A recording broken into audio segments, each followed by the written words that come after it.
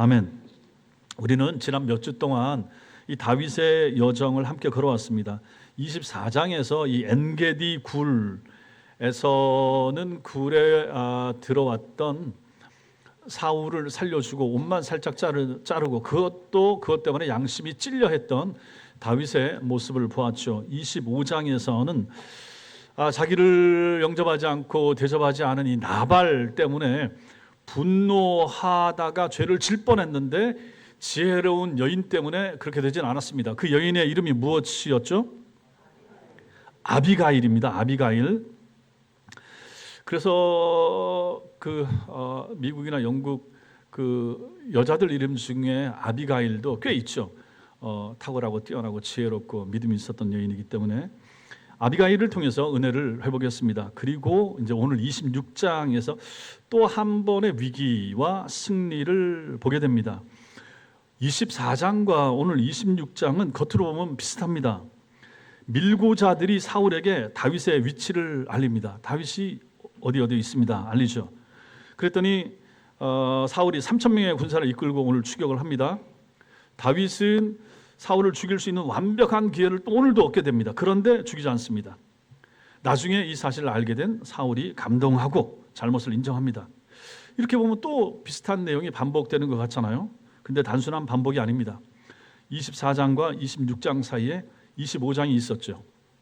다윗이 나발에게 분노하여 칼을 뽑았던 바로 그 사건이 25장에 있었던 것입니다. 자, 그럼에도 불구하고 26장에서 다윗은 다시 승리하게 됩니다. 이것이 여러분과 저 우리에게 주는 메시지가 분명합니다. 뭐냐? 신앙생활은 한 번의 승리로 끝나지 않더라 하는 것입니다. 우리는 계속해서 시험이 있더라. 신앙생활 하는 내내 마찬가지입니다. 그리고 신앙생활 하는 내내 계속하여 선택이 필요하다. 선택해야 된다 하는 거죠. 신앙생활 하는 내내.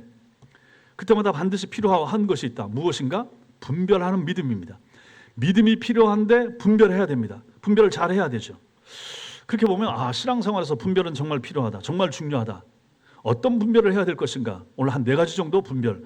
첫째, 이것이 기회인가 시험인가? 이거 분별해야 됩니다. 이것이 기회인가 시험인가? 1절부터 4절까지 상황.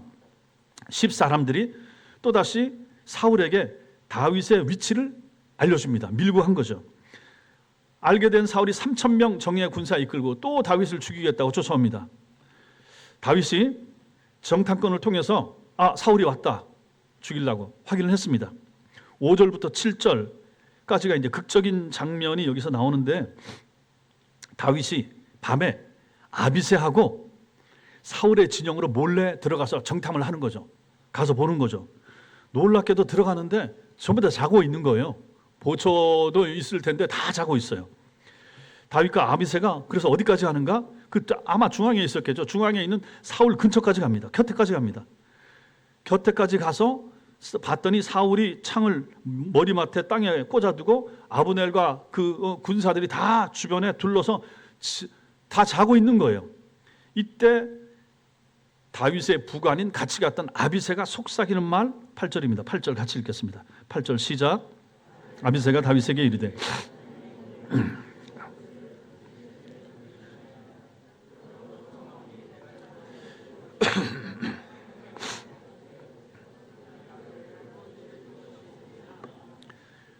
다 자는 거예요. 근데 바로 앞에 사울이 있어. 그냥 창으로 2번 찌를 필요도 없다고 그랬다. 한 번 딱 찌르면 끝난다고.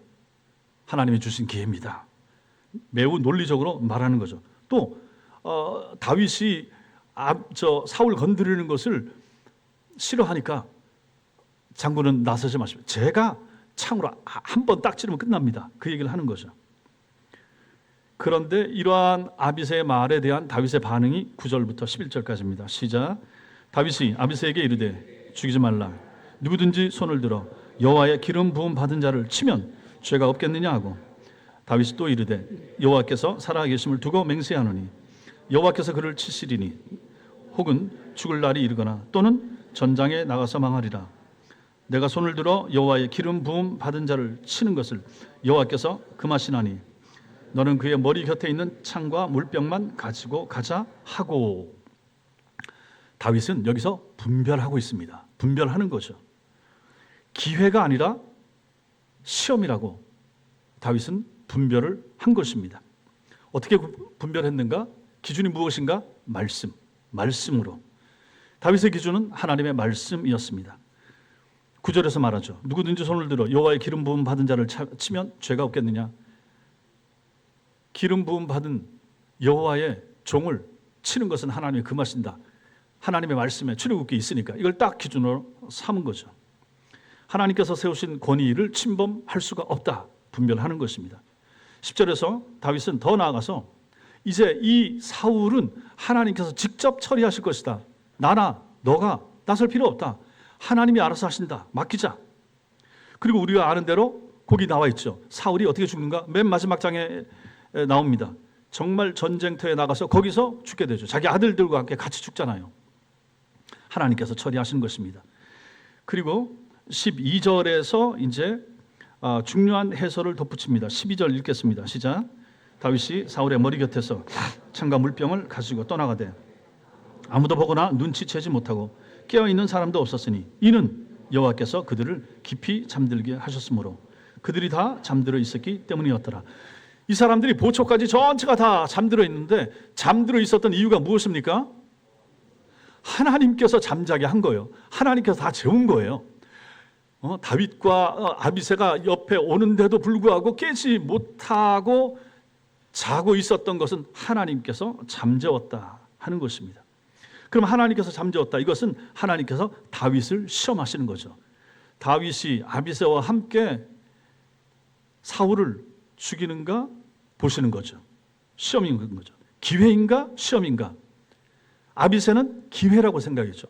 여기서 끝장낼 수 있습니다. 그런데 다윗은 말씀에 근거하여 분별한 거죠. 이것은 기회가 아니다. 하나님이 나에게 테스트하시는 시험이라. 이렇게 보았던 것이죠. 여기서 우리가 보는 것 바로 분별을 배웁니다. 기회처럼 보일 수 있으나 시험일 수 있다 하는 것입니다. 가능하다고 해서 항상 그것이 옳은 것은 아닙니다. 우연처럼 보이는 것이 하나님의 섭리일 수 있습니다. 그렇다면 어떻게 분별하는가? 말씀으로. 다윗은 상황을 보기 전에 말씀을 봤습니다. 아비새는 하나님께서 사울을 당신의 손에 넘겼습니다. 형편을 보니까 지금 기회를 보니까 그러네요. 이렇게 말했죠. 그러나 다윗은 여호와께서 금하신다라고 분명히 말합니다. 상황 해석과 말씀 순종의 차이입니다. 아비새는 상황을 보고 해석을 했죠. 다윗은 말씀에 순종했습니다. 이 차이입니다. 우리도 살아가면서 이런 순간들이 분명히 있을 수 있습니다. 부정직한 방법으로 이익을 얻을 기회가 있을 수 있죠. 아무도 모를 것 같습니다. 혹은 원수에게, 정말 싫어하는 사람에게 내가 보복할 수 있는 그러한 기회가 올 수 있습니다. 이거 정당해 보일 수 있습니다. 그때 우리는 질문해야 됩니다. 이것이 하나님께서 주신 기회인가? 아니면 나를 시험하는 것인가? 이 분별이 필요하다 하는 것입니다. 이게 첫 번째입니다. 이런 분별. 두 번째 분별. 그 원인이 하나님인가 사람인가? 이걸 또 봐야 됩니다. 13절부터 16절은 다윗이 멀리서 이제 사울을 부르는 장면이 나오는데 13절부터 읽겠습니다. 시작. 이에 다윗이 건너편으로 가서 멀리 산 꼭대기에 서니 거리가 멀더라. 다윗이 백성과 내레 아들 아브넬을 대하여 외쳐 이르되 아브넬아 너는 대답하지 아니하느냐 하니 아브넬이 대답하여 이르되 왕을 부르는 너는 누구냐 하더라. 다윗이 아브넬에게 이르되 내가 용사가 아니냐 이스라엘 가운데 너 같은 자가 누구냐 그러한데 내가 어찌하여 내 주 왕을 보호하지 아니하느냐 백성 가운데 한 사람이 내 주 왕을 죽이려고 들어갔었느니라. 이렇게 말합니다. 그 16절 한 절 더 읽죠. 시작. 내가 행한 이 일이 옳지 못하도다. 여호와께서 살아계심을 두고 맹세하노니 여호와의 기름 부음 받은 너희 주를 보호하지 아니하였으니 너희는 마땅히 죽을 자이니라. 이제 왕의 창과 왕의 머리 곁에 있던 물병이 어디 있나 보라 하니. 그 창하고 사울의 창하고 물병을 들고 나갑니다. 나가서 멀찍이 떨어져서 거기서 이제 부르는 거죠. 아브넬을 부르면서 네가 이거 잘못하고 있다 책망하는 거죠. 너희 왕을 지키지 못했다. 내가 지금 갔다 왔는데 다 자고 있고 이게 뭐냐? 정신 안 차리고 있구나. 그 얘기를 하는 거죠. 그 증거로서 사울의 창과 물병을 보여주고 있습니다. 그리고 이제 17절부터 19절 여기 같이 읽겠습니다. 시작. 사울이 다윗의 음성을 알아듣고 이르되 내 아들 다윗아 이것이 내 음성이냐 하는지라. 다윗이 이르되 내 주 왕이여 내 음성이니이다 하고 또 이르되 내 주는 어찌하여 주의 종을 쫓으시나이까? 내가 무엇을 하였으며 내 손에 무슨 악이 있나이까? 원하건대 내 주 왕은 이제 종의 말을 들으소서.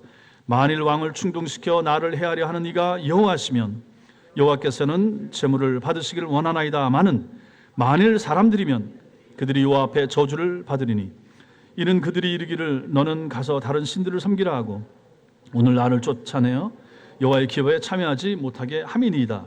여기 17절부터 19절에서 다윗이 이 사울에게 한 말인데 이게 특히 여기 보시면 19절이 중요합니다. 여기서 다윗은 두 번째 분별을 하고 있는 거죠. 내가 지금 당하는 이 상황이 하나님께로부터 온 것인가 아니면 사람들 때문에 임한 것인가, 그것을 지금 분별하는 거죠. 다윗의 태도를 보십시오.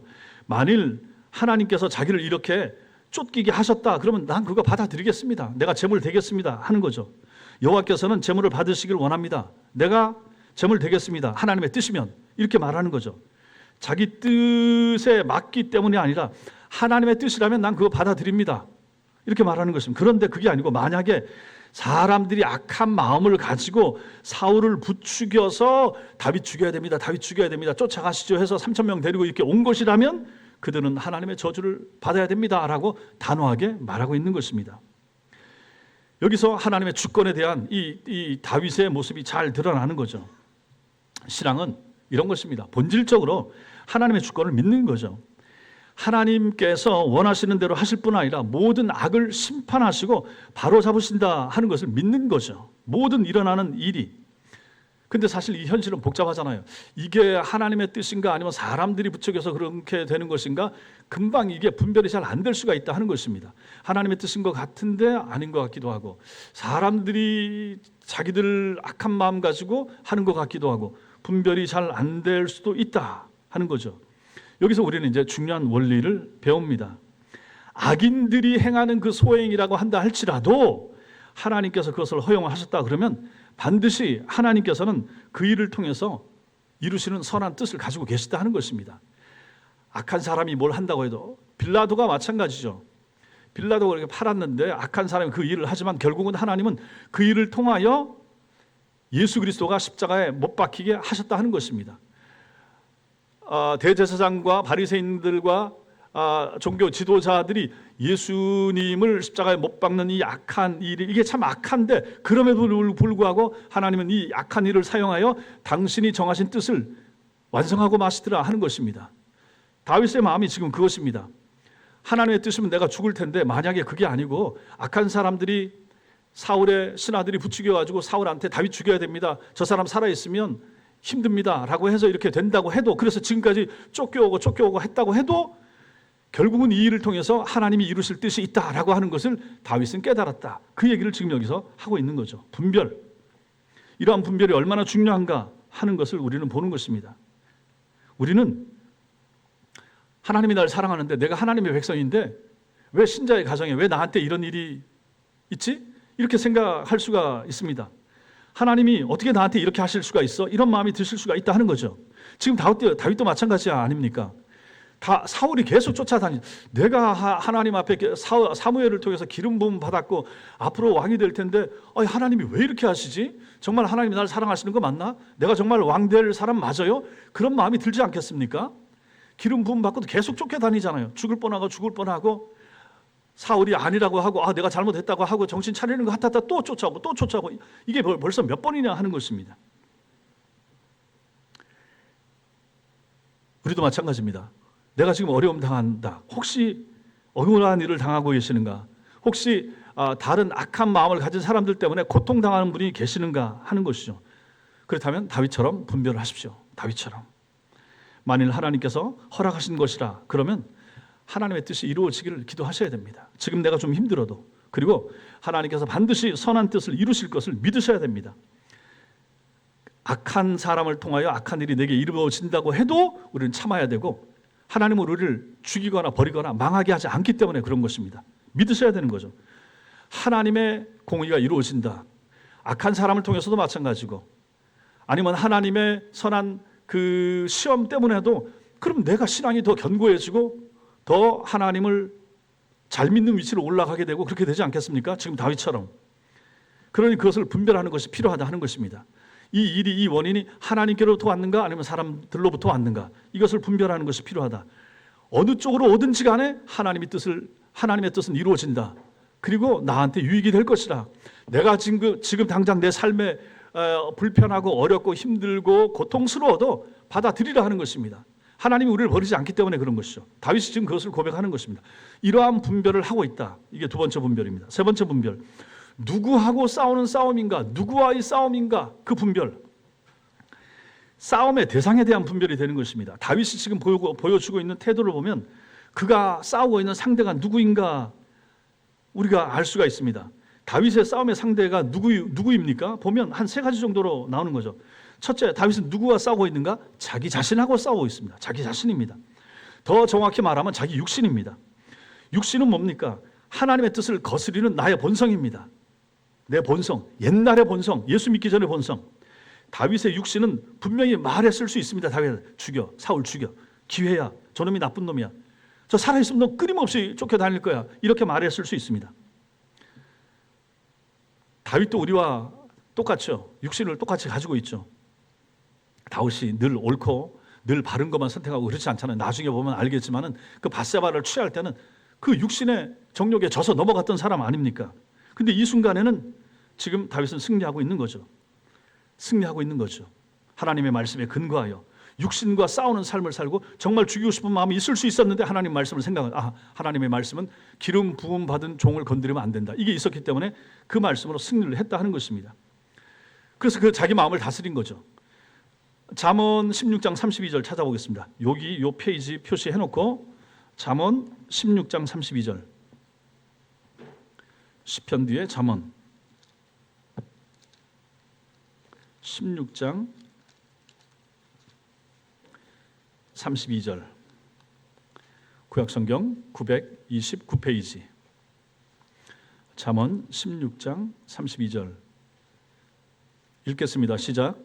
노하기를 더디하는 자는 용사보다 낫고 자기 마음을 다스리는 자는 성을 빼앗는 자보다 나으니라.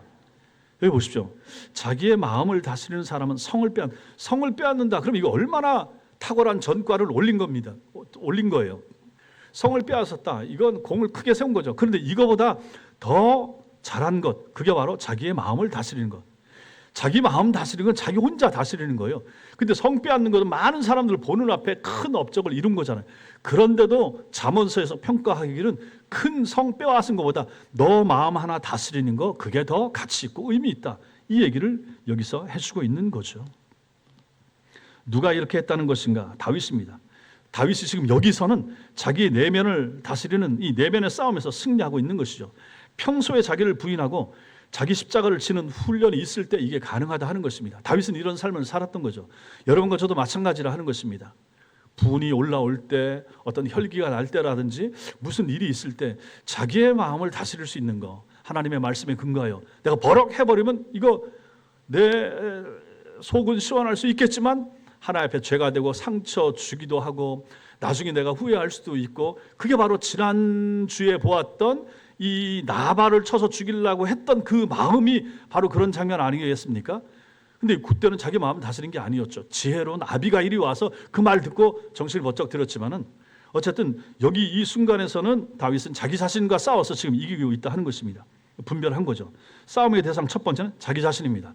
두 번째 싸움의 대상은 세상 정신입니다. 세상 정신, 이 세상, 이 시대의 정신, 시대의 가치관. 세상은 말하죠. 이런 상황 같으면 사울에게 대하여 어떻게 말합니까? 용서하고 봐주는 게 능사가 아니야. 죽일 수 있을 때 죽여. 그게 힘이야. 힘 있을 때, 기회가 될 때 네가 그거 정복해야지. 놔두면, 살려두면 나중에 너 또 고생할 거야. 이게 지금 세상 사람들은 세상에서 이렇게 말하지 않습니까? 싸울 때 싸워야 된다. 사울의 모습이 바로 그것을 보여주는 거죠. 그런데 다윗은 이러한 세상 정신을 따르지 않았던 것입니다. 따르지 않았다. 불신자들은 그렇게 살지만 신자는 그렇게 살 수가 없다. 세상 정신, 세상 가치관, 여기서 다윗은 승리했습니다. 두 번째 싸움이 이것입니다. 세 번째 싸움, 이 싸움은 본질적으로 어떤 싸움인가? 마귀하고 싸우는 것이죠. 마귀와의 싸움입니다. 육신과 세상 정신, 세상 가치관의 배후에 뭐가 있는가? 마귀가 있는 거죠. 마귀가. 에베소서 6장 12절에 우리의 씨름은 혈과 육을 상대하는 것이 아니요 통치자들과 권세들과 이 어둠의 세상 주관자들과 하늘에 있는 악의 영들을 대함이라 이렇게 말합니다.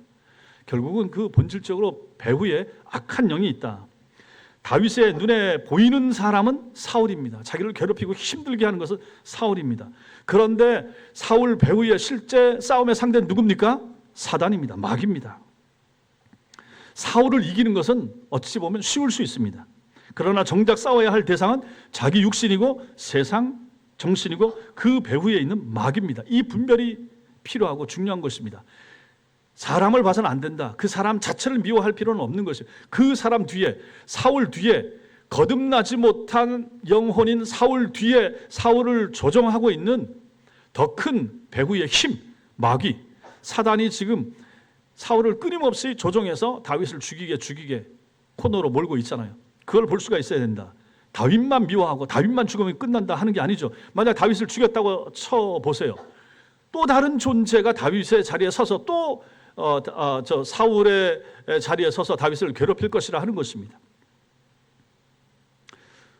여러분들도 한번 생각을 해보시죠. 내가 혹시 눈에 보이는 누구를 혹시 미워하고 있지는 않은가? 그 사람을 너무 싫어하고 있지는 않은가? 누구를 비난하고 있지는 않은가? 한번 생각해 보시라 하는 것입니다.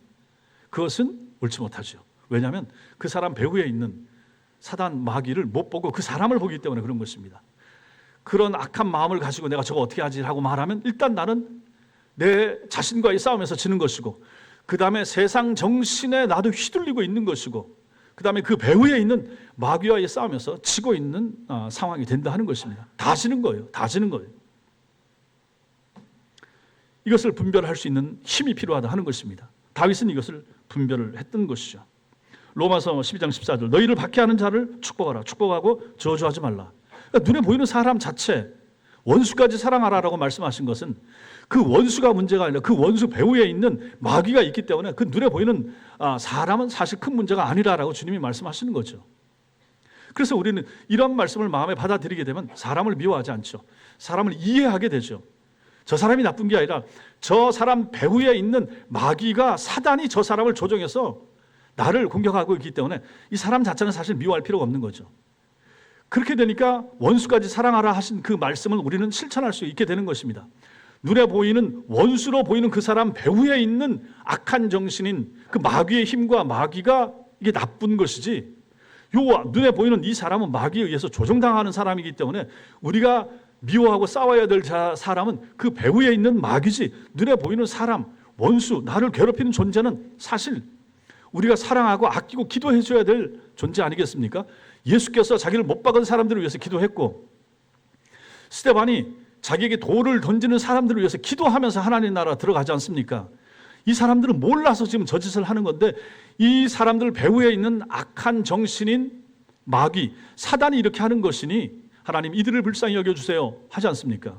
모든 순교자들, 모든 참된 하나님의 사람들은 다 그런 마음을 가지고 살았다 하는 것입니다. 그러면 여러분과 저도 마찬가지죠. 사람을 미워할 필요는 없습니다. 교회에서도 마찬가지입니다. 누구를 싫어하고 어떤 사람에 대한 부정적인 감정을 가지고 그럴 필요가 없다. 그럼 일단 내가 지는 거예요. 나 자신에게 지는 것이고 세상 정신에 지는 것이고 마귀에게 지는 것이 되는 것이죠. 그 사람까지 사랑하고 그 사람을 이해하고 그런 것이 우리에게 필요하다 하는 것을 우리는 여기서 보는 것입니다. 그래서 누구와 싸우는 싸움인가, 이 분별이 필요하다. 이게 이제 세 번째 분별이 되는 것이죠. 마지막 분별이 있습니다. 육신의 진심인가 아니면 영의 회개인가. 육신으로 하는 진심과 참된 영의 회개, 이걸 이제 사울의 모습에서 보는 거죠. 마지막 분별, 사울의 회개를 통하여 여기서 봐야 됩니다. 21절과 25절에서 보면 사울은 다시 한번 자기 잘못을 인정하고 다윗을 축복하는 장면이 나옵니다. 근데 우리는 알죠. 이미 이 앞에 24장에서도 사울은 다윗이 나는 저 왕을 죽일 마음이 없습니다. 그 옷자락 잘린 것만 보세요 했더니 펑펑 울면서 내 아들 다윗아 하면서 내가 잘못했다 막 우는 것을 보지 않습니까? 그러고 나서 지금 26장에서 또 쫓아오고 있잖아요. 다윗을 죽이겠다고. 여기서 우리는 분별이 필요합니다. 육신적으로 진심 어린 이 뉘우침, 이것에 속을 필요는 없다는 것입니다. 이렇다고 해서 이게 영혼의 참된 회개이냐? 그건 아닐 수가 있다는 것입니다. 그러니까 사울이 다윗을 쫓아오면서 내가 잘못했어 지금 계속 그렇게 말하고 있잖아요. 그거는 진심일 수 있어요. 그러나 이 사람은 회심하지 않은 상태인 거예요. 영이 참되게 회개한 상태가 아니기 때문에 끊임없이 똑같은 짓을 반복하고 있다 하는 것을 여기서 보는 것입니다. 사울은 진심으로 뉘우쳤어요. 육신의 뉘우침이에요. 거기가 끝이에요. 영적으로 회심하여 하나님 앞에 똑바로 서서 내가 이러면 안 되겠다, 이러한 마음은 여기에 없더라 하는 것입니다. 육신의 행위에 불과했습니다. 육신의 행위에는 사람을 근본적으로 변화시키는 힘이 없습니다. 사람이 변화되는 것은 성령의 힘, 성령의 능력으로만 가능합니다. 성령의 역사로만 가능하죠. 중생과 회개는 성령의 역사로만 가능합니다. 그래서 우리는 이걸 위해서 기도해야 되는 거죠. 오전에도 말씀드렸죠. 돌아오지 않는 남편, 신앙생활 잘하고 회심해야 될 우리 아들, 딸들 마찬가지입니다. 이건 일단 오전에 설교했지만은 엄마들이, 아내들이 잘하십시오. 믿는 우리가 잘해야 됩니다. 그것도 있죠. 그러나 더 근본적으로 보면 성령의 중생케 하시는 역사가 아직은 안 미친 거예요. 여기도 마찬가지입니다. 사울에게 하나님의 중생의 역사가 선물로 주어지지 않은 거예요. 나중에 가보면 어떻게 됩니까? 사울은 택자가 아닌 거죠. 하나님의 택한 하나님의 백성이 아니기 때문에 이 사울 같은 사람이 하나님의 백성들을 이끌고 이 사울이 사무엘을 통해서 기름 부음을 받았음에도 불구하고 참으로 거듭난 하나님의 사람은 아니더라 하는 것입니다. 충분히 그럴 수 있는 거죠. 교회 안에서도 이럴 수 있는 거죠. 목사인데 설교도 잘했는데 그 사람의 설교를 듣고 많은 사람들이 회심하고 신자가 됐음에도 불구하고 이 사람 자체, 이 설교자 자체, 이 목사는 회심하지 못한 채 지옥으로 떨어질 수도 있다 하는 것을 우리는 말씀에서 충분히 이해할 수가 있는 거죠. 하나님이 사람은 사용할 수 있습니다. 그 사람의 은사를 사용하여 다른 사람을 살릴 수가 있는 거예요. 이 사람은 은혜는 못 받고 은사는 가지고 있을 수 있어요. 설교의 은사, 무슨 복음 전도하는 은사는 있을 수 있어요. 그걸 통해서 사람들을 고치고 천당은 보내는데 정작 자기는 그 은혜를 입지 못하고 지옥으로 떨어질 수가 있다 하는 것입니다. 이게 마태복음 7장에 나오는 주여 주여 하는 자마다 다 하나님 나라 들어갈 것이 아니요, 그 말이에요. 하나님의 뜻대로 행하는 자라야 들어갈 수 있다. 하나님의 뜻대로 행하는 자가 누굽니까? 은혜를 받은 사람, 성령을 체험한 사람, 중생한 사람을 말하는 거죠. 그러니 이게 중요한 거예요. 중생의 체험, 은혜의 체험, 우리 아들들에게, 딸들에게, 남편에게 필요한 것은 중생의 체험입니다. 여러분과 저에게 필요한 것은 무엇입니까? 중생 체험했죠.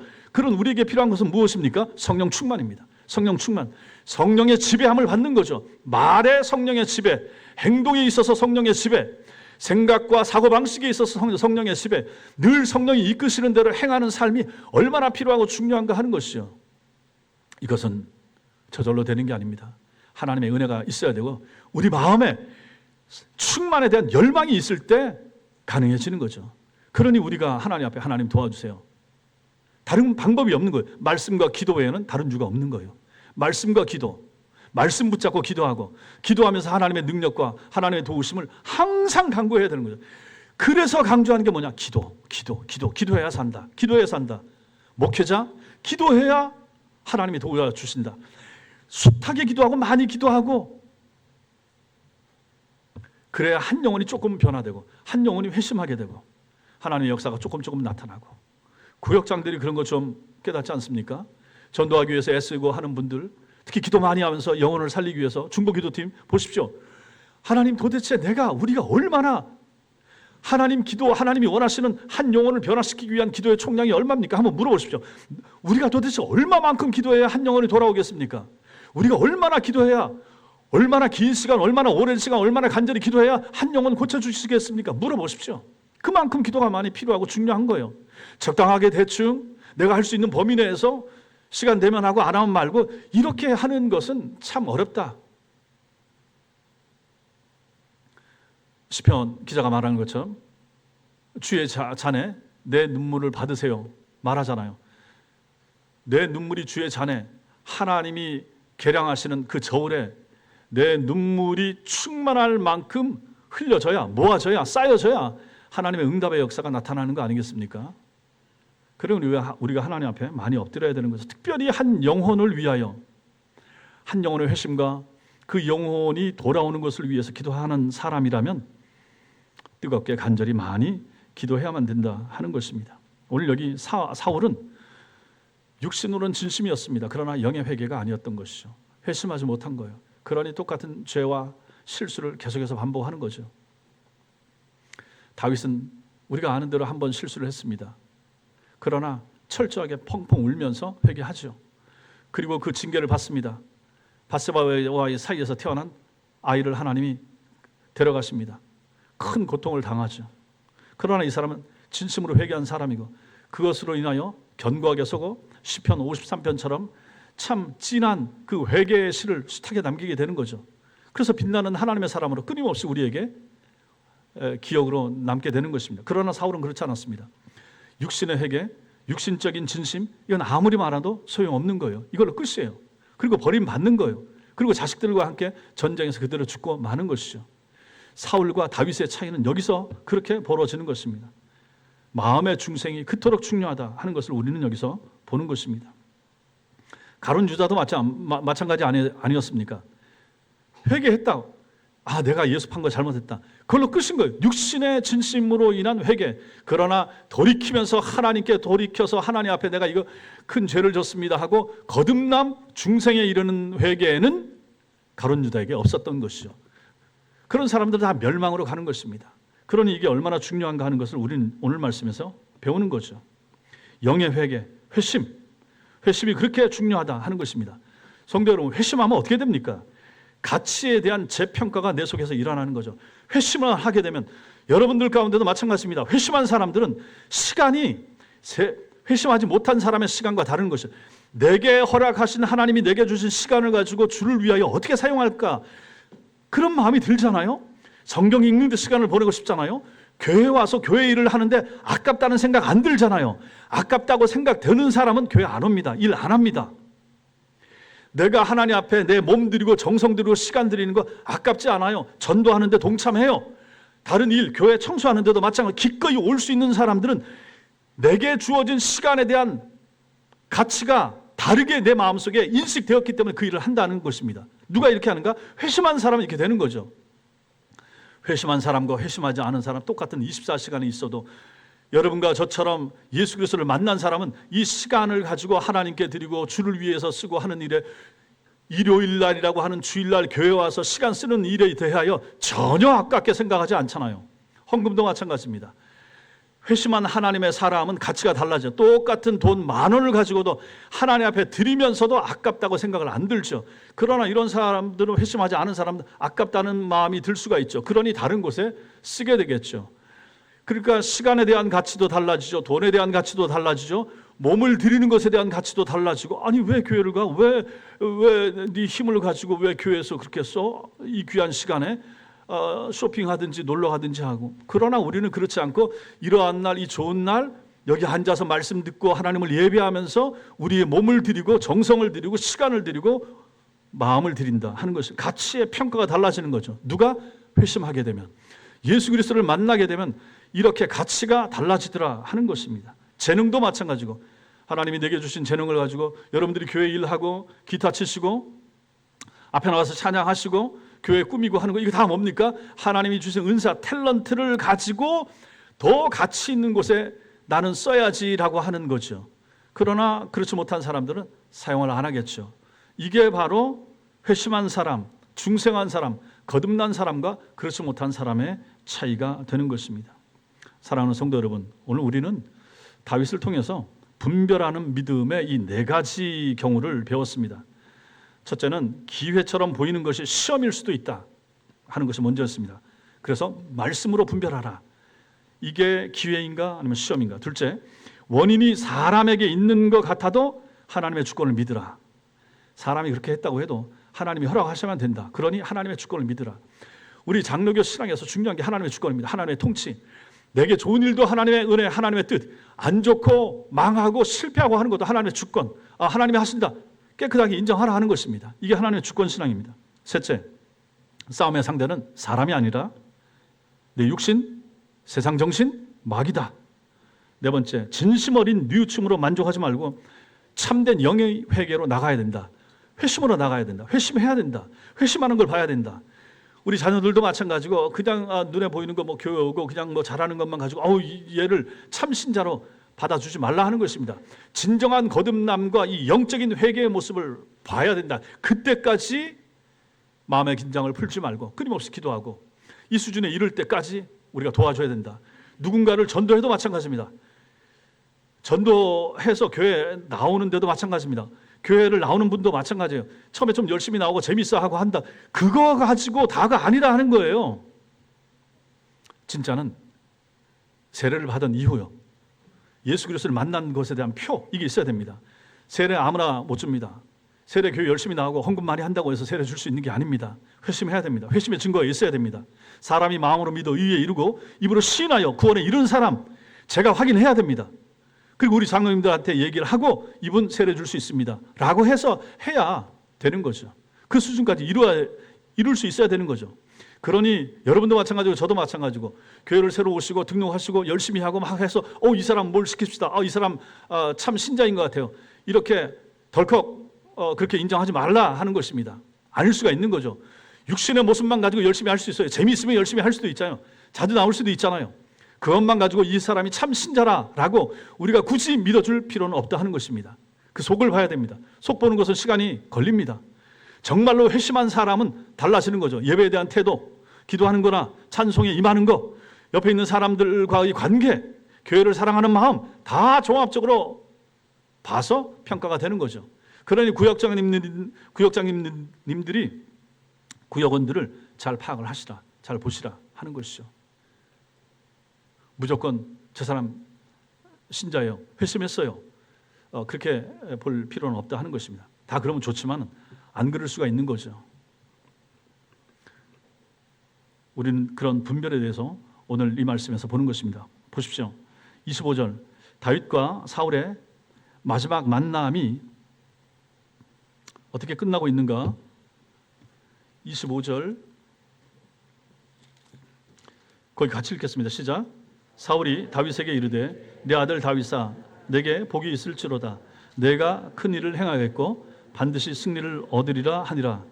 다윗은 자기 길로 가고 사울은 자기 곳으로 돌아가니라. 사울이 자기 길로 가고 다윗도 자기 길로 갔다. 사울은 분별하지 못해서 은혜의 이 기회를 놓쳐버린 채 가버렸고 다윗은 분별하면서 기다리고 있는 사람이 되는 것입니다. 그가 남긴 고백, 이 고백이 우리한테 적용이 돼야 되는데 이 두 사람이 갈라진다. 영원히 이제 갈라지게 되는 거죠. 여기서 사울은 그렇게 하다가 전쟁 나서 결국은 나중에 아들과 함께 죽게 되고 다윗은 참된 하나님의 사람으로 빛나고 있는 거죠. 우리 성경 말씀 한 군데 찾으면서 마무리하겠습니다. 시편 37편. 이 다윗이 남긴 말이 37편에 나옵니다. 37편 5절 6절. 37편 다윗의 시 37편 5절과 6절. 구약성경 828페이지 5절 6절 같이 읽겠습니다. 시작. 내 길을 여호와께 맡기라. 그를 의지하면 그가 이루시고 내 의를 빛같이 나타내시며 내 공의를 정오의 빛같이 하시리로다. 누가 우리를 세우는가? 하나님이 세우신다. 내 길을 여호와께 맡기라. 그를 의지하면 그가 이루신다. 우리의 길은 하나님의 손 안에 있습니다. 하나님이 이루십니다. 내 인생 내가 사는 게 아닌 거죠. 내 인생을 하나님이 이끌어 가신다. 하나님이 주도하신다. 우리를 빛같이 높이시고 빛같이 드러내시는 분은 하나님이시다. 내가 아둥바둥 아무리 애쓴다고 해도 하나님이 내리시면 소용이 없는 것입니다. 우리는 오늘 이 말씀에서 바로 그걸 보는 거죠. 지금 중요한 어떤 선택 앞에 서 있습니까? 아니면 억울한 일을 혹시 당하는 분 계십니까? 누군가를 미워하거나 싫어하는 마음이 혹시 마음속에 일어나고 있습니까? 육신의 뉘우침으로 그것 때문에 만족하고 난 충분하다 이렇게 생각하는 분 혹시 계십니까? 다윗처럼 분별해야 됩니다. 분별하는 믿음으로 나아가셔야 됩니다. 그리하면 하나님께서 우리의 길을 밝히시고 우리의 의를 빛처럼 드러내실 것입니다. 사울은 사울의 길로 가고 다윗은 하나님께서 세우시는 길로 가는 것입니다. 인내하고 기다리고 맡겼더니 하나님이 인도하시고 이끄시더라 하는 것입니다. 여러분과 제가 다윗의 생애처럼 다윗의 고백처럼 내 길을 여호와께 맡기라. 그를 의지하면 그가 이루시고 내 의를 빛같이 드러내신다. 그러한 축복이 여러분과 저에게 있게 되기를 주님의 이름으로 축원합니다.